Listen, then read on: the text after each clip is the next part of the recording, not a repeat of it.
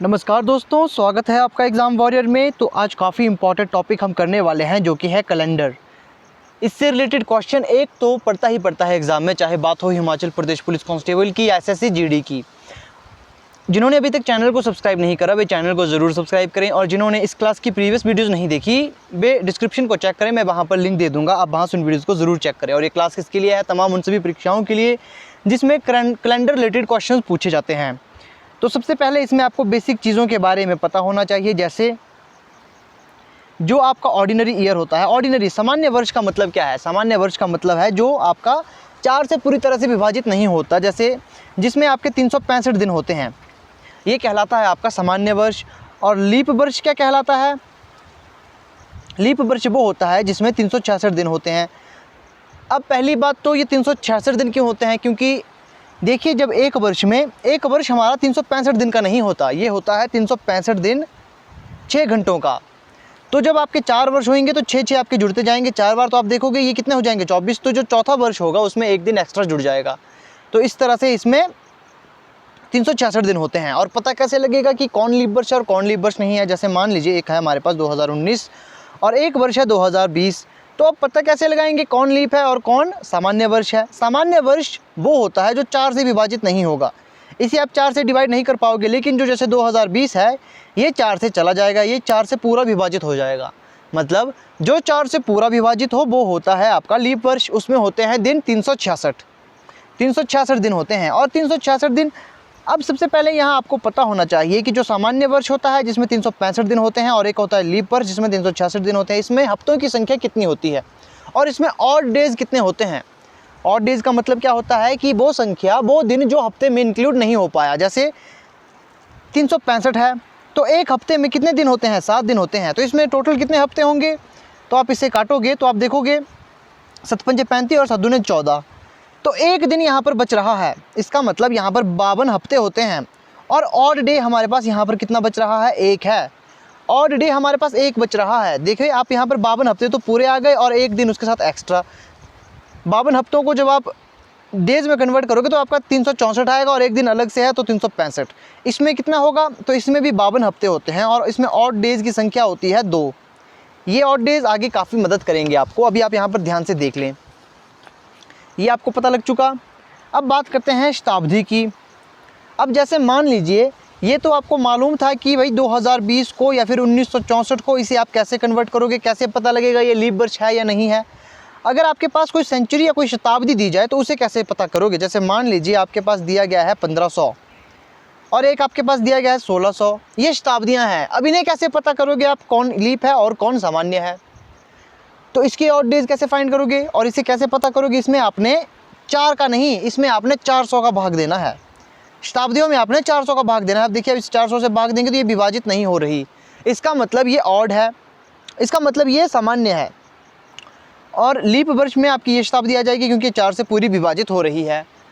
अब देखें, जैसे आपके पास अभी यहाँ पर 1500 था, अब आपके पास शेषफल कितना बच रहा है? आपके पास देखिए 1500 को जब आप 400 से काटोगे, 4 तिये 12, 1200 तो कट रहा है लेकिन 300 बच रहा है। अब जैसे यहाँ पर 300 बच चुका, अगर आपके पास होता यहाँ पर 1300 तो 400 से आप काट दे और यहाँ पर 100 बचता।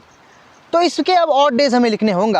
अब देखिए 1600 को जब हमने 400 से डिवाइड किया था तो इसमें 0 ऑड डेज बचे थे, क्योंकि जो शताब्दी आपकी लीप वर्ष होगी, जो शताब्दी लीप वर्ष में आएगी उसमें आपके ऑड डेज 0 होते हैं और जिसमें इस तरह की संख्या बचती है उसमें आपके ऑड डेज फिक्स होते हैं। अब देखिए यहाँ पर आपने इसे ये आपको याद करना होगा, बाकी आपको कुछ कोड आपको याद करने की ज़रूरत नहीं पड़ेगी, बस आपको ये वाले कोड याद करने होंगे। इस कोड में क्या है? जैसे मान लीजिए आपके पास दिया गया था यहाँ पर 1300, जो शताब्दी आपके पास दी गई थी वो 1300 दी गई थी। जब आप इसे 400 से भाग करोगे तो हमारे पास 100 बचता है। 100 बचता है तो 100 में आपके हमेशा 5 ऑड डेज होंगे, 5 ऑड डेज होंगे। और अगर शेषफल आपके पास 200 आता है तो 5 का मतलब 10 ऑड डेज आएंगे। 10 ऑड डेज का मतलब इसमें एक हफ्ता बन रहा है तो इसमें 3 ऑड डेज आएंगे, तो इसमें 3 ऑड डेज आएंगे। 300 में आपका एक ऑड डेज आता है और 400 तो पूरा 400 से ही कट जाएगा ना, तो इसमें 0 ऑड डेज आएंगे। तो अगर आपके पास शेषफल 100 बचता है या 200 बचता है, 300 बचता है, तो उसके ऑड डेज ये होंगे। 100 के लिए 5 ऑड डेज होंगे, 200 के लिए 3 ऑड डेज, 300 के लिए 1 ऑड डेज। अभी आपको ये समझ नहीं आएगा, अभी बस आप क्या करें, इसको नोट डाउन करें कॉपी में। आगे आपको इसका मतलब पता लग जाएगा। अब जैसे एक एग्जांपल है, एक क्वेश्चन है, जैसे कहा गया हो कि जैसे मान लीजिए आज है आपका सोमवार और कहा जाए कि आज के 23 दिन बाद आपका कौन सा दिन आएगा। आज सोमवार है और आज के 23 दिन बाद आपका कौन सा दिन आने वाला है। तो आपको पता है कि जो दिन है 23 को आप 7 से भाग करोगे। 7 से भाग क्यों करेंगे, जैसे आप जानते हो ये Monday, Tuesday, Wednesday, Thursday, Friday, Saturday, Sunday. अब आप इन्हें नंबरिंग करोगे, नंबर दोगे तो ये 1 2 3 4 5 6 और 7, मतलब कि हर 8वां दिन आपका मंडे ही होगा। जैसे यहाँ पर आप देखोगे कि जो ये दिन है एक हफ्ते में 7 दिन होते हैं, तो अगर 1 तारीख को अगर मंडे है तो 8 तारीख को भी आपका मंडे ही आएगा। अब चलिए क्वेश्चन में आप बेहतर समझ पाओगे, मैं आपको सीधे क्वेश्चन करवाता हूँ इसके। अब देखिए यहाँ पर मान लीजिए आपसे पूछा गया है कि 1 जनवरी 2015 को कौन सा दिन है। आपने 1 जनवरी 2015 को कौन सा दिन है ये हमसे पूछा गया है। हमसे यहाँ पर पूछा गया है डे, इसे कैसे फाइंड करना है। अब सबसे पहले आपने क्या करना है कि आपके पास क्या दिया है 1 जनवरी 2015। अब यह क्या ये 2015 आपका पूरा हुआ है, ये अधूरा है, अभी तो ये बस शुरू हुआ है। तो मतलब आपने 2014 का निकालना है, आपको पहले 2014 का निकालना होगा। अब इसे कैसे करेंगे, जैसे मैंने बताया था सबसे पहले आपने 2014 को सेंचुरी और वर्ष में बदलना है। आपने इसे 2000 को अलग लिख लेना है और इस 14 को आपने अलग लिख लेना है और दिया गया है आपके पास 1 जनवरी, इसे काउंट कर लें। अब देखिए यहाँ पर क्या होगा। अब जैसे मैंने आपको बताया था जैसे 2000 है ये हमारे पास शताब्दी है, तो इसके में कितने ऑड डेज आएंगे 400 से इसे मल्टीप्लाई करोगे तो पूरा कट रहा है। जब पूरा कटेगा तो 0 ऑड डेज होंगे, यहाँ पर 0 ऑड डेज आएंगे, ये एक तो एक ऐसे ही रहेगा। अब प्लस अब 14 है, हमारे पास 14 साल बचते हैं। अब देखिए कुछ इसमें लीप वर्ष भी होंगे, कुछ इसमें सामान्य वर्ष भी होंगे, क्योंकि हर 4 साल बाद आपका लीप वर्ष आता है।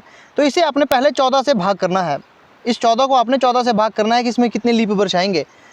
तो 4 3 12, 3 यहाँ पर लीप वर्ष आ रहे हैं, 3 लीप वर्ष आएंगे, 3 लीप वर्ष आएंगे। इसका मतलब जब मैंने आपको ऊपर बताया था कि 365 में आपके 1 ऑड डेज होता है और 366 में आपके 2 ऑड डेज होंगे, तो यहाँ पर हमारे पास 3 लीप वर्ष आ रहे हैं। तो मतलब इसमें इन 3 वर्षों में 2 ऑड डेज होंगे।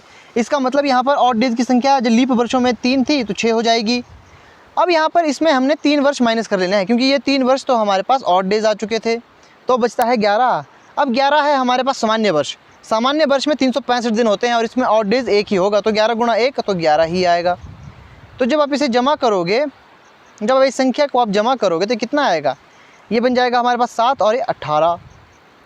18 को जब आप 7 से भाग करोगे, 7 दूने 14, 7 दूने 14 तो 4 बच रहा है। 4 को कौन सा तारीख होती है, जो 4 है चौथे नंबर पर कौन सा डे आता है। तो चौथे नंबर पर आप देखोगे जैसे सबसे पहले आता है मंडे, ट्यूसडे, वेडनेसडे, थर्सडे। तो थर्सडे है आपका आंसर, तो वीरवार इसका आंसर है। अब मैं एक बार आपको बता देता हूँ ये मैंने कैसे किया, मैं एक बार आपको समझा देता हूँ। अब देखिए ऐसे में करना क्या है, अगर आपके पास सीधे दिया गया है कि 1 जनवरी 2015 को कौन सा दिन है, ये फाइंड करना है आपने।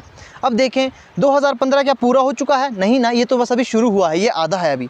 तो आपने 2014 लेना है, यहाँ पर आपने 2014 ले लेना है। 1 जनवरी तो यहाँ पर ऐसा ही आएगा। अभी जनवरी पूरा मंथ जो है इसका कंप्लीट नहीं हुआ है, केवल 1 तारीख है, तो 1 ही हमने यहाँ पर ऐड की। तो इसे सबसे पहले हमने अलग अलग किया, सेंचुरी में और इसे वर्ष में हमने बदला। अब सेंचुरी को हमने पहले, शताब्दी को हमने 400 से भाग दिया और जब ये पूरा कट गया, इसका मतलब यहाँ पर ऑड डेज 0 है, ऑड डेज यहाँ नहीं आएंगे। फिर 14 को हमने 4 से भाग किया। 4 से भाग क्यों किया 14 को, क्योंकि ऊपर ही मैंने आपको बताया है जो वर्ष है वो 4 से भाग होते हैं, क्योंकि लीप वर्ष 4 वर्षों बाद रिपीट होता है, 4 वर्षों बाद आपका लीप वर्ष आता है। तो इसे हमने किया, तो जब हमने 14 को 4 से भाग दिया तो 3 तक ये कटा, 12 तक हमारे पास आंसर आया। मतलब देखिए 4 छोड़कर मतलब 4, फिर 8, फिर 12, मतलब 3 हमारे पास लीप वर्ष आए। अब लीप वर्ष में 366 दिन होते हैं, तो इसमें दो ऑड डेज बचते हैं। 2 ऑड डेज कैसे बचते हैं, जब 366 को आप 7 से भाग करोगे तो 52 हफ्ते आ रहे हैं, 52 हफ्ते 2 दिन आ रहा है। तो हफ्ते तो यहाँ पर हमारा मिक्स हो चुका, हफ्ते बन चुका, ये हफ्ते में इंक्लूड हो चुका, 2 दिन एक्स्ट्रा बच रहे हैं। तो हमारे पास ये सिर्फ हम इन 2 को लेते हैं, तो हम यहाँ पर 2 ले लेंगे। तो 3 वर्ष हमारे पास लीप आए और उसमें 2 ऑड डेज आएंगे, क्योंकि 1 वर्ष में 2 ऑड डेज होते हैं। तो इसे गुणा किया तो हमारे पास कितना आया, हमारे पास आ चुका यहाँ पर 6 आया। अब हमने 14 में से 3 लीप वर्ष हमने माइनस करने थे, 11 है। अब सामान्य वर्ष में 365 दिन होते हैं, जिसमें कि 52 हफ्ते 1 दिन होता है। तो इन हफ्तों को हम ऐड नहीं करते, तो 1 दिन को हम ऐड करेंगे। अब 1 साल में 1 और दिन आ रहा है, और 11 दिनों में कितने और दिन आएंगे, तो 11 आएंगे, इसीलिए हमने यहाँ पर 11 लिया। अब हमने इन सभी को ऐड किया, 1 दिन जनवरी का और एक यहाँ पर 6 और ये 11, तो जो आया उसे हमने 7 से भाग दिया। 7 से ही भाग क्यों दिया, क्योंकि एक हफ्ते में 7 दिन होते हैं, हमारे पास 7 दिन होते हैं, तो उसे हमने 7 से भाग दिया, जो हमारे पास शेषफल आया। ऐसे क्वेश्चन में जैसे जो नंबर आपके पास आया तो आप काउंट करोगे मंडे से लेकर मंडे, उसके बाद ट्यूसडे, वेडनेसडे, थर्सडे, तो आपके पास यहाँ पर थर्सडे आया, थर्सडे हमारा आंसर आया। अब नेक्स्ट क्वेश्चन करते हैं। अब मान लीजिए आपसे ऐसा कहा जाए कि यदि ऐसा कहा जाए कि अगर 5 मार्च 2012 को सोमवार है, 5 नवंबर 2012 को कौन सा दिन होगा।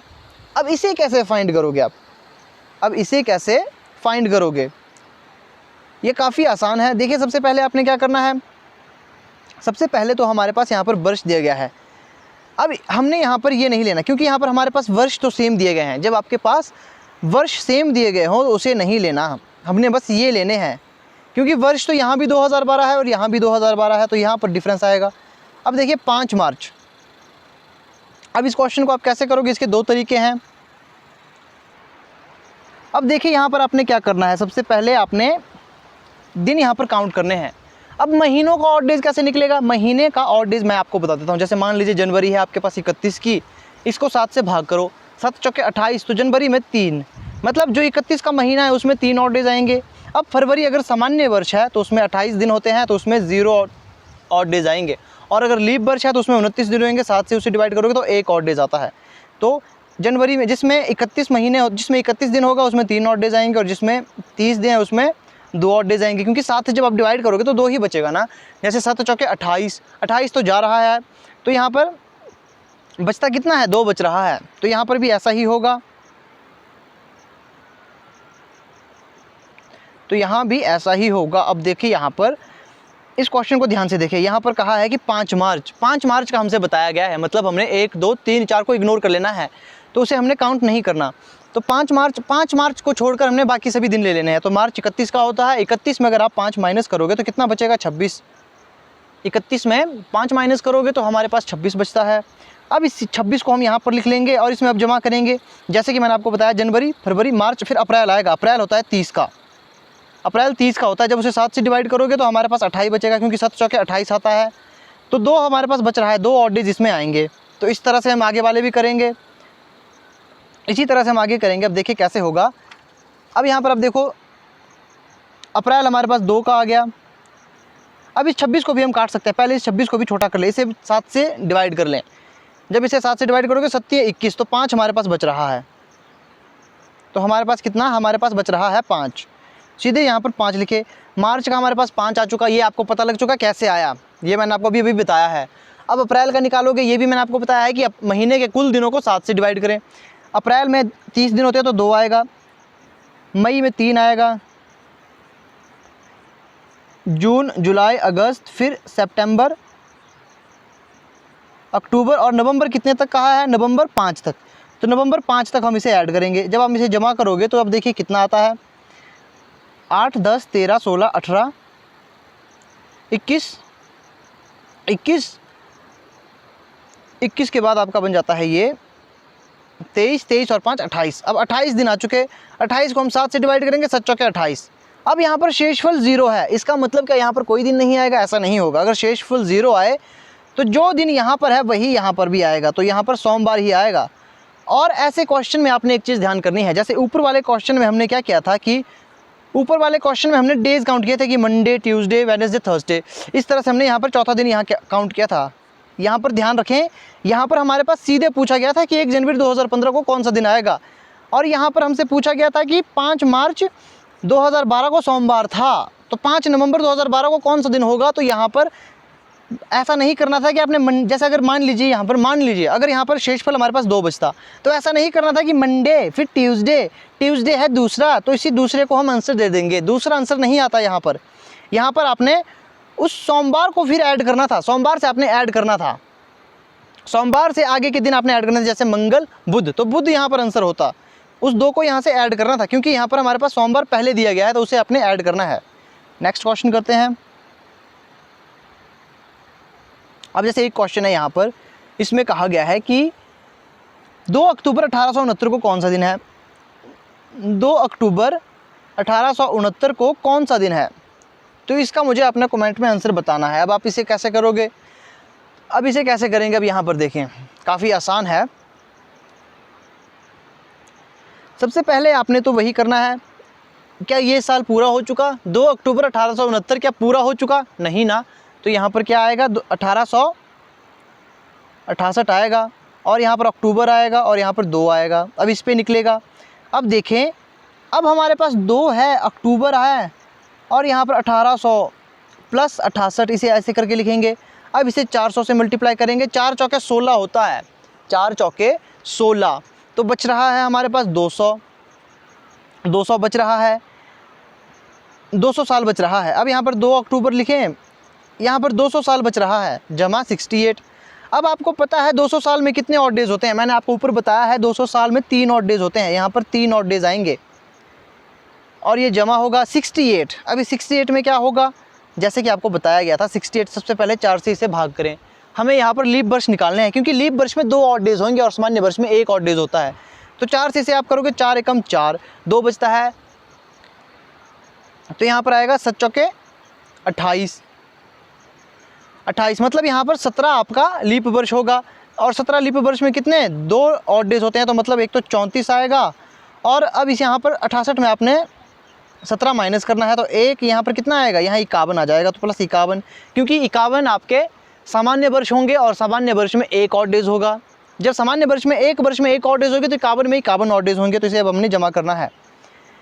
इसे अब हम यहाँ पर जमा करेंगे तो आप देखोगे कितना आएगा।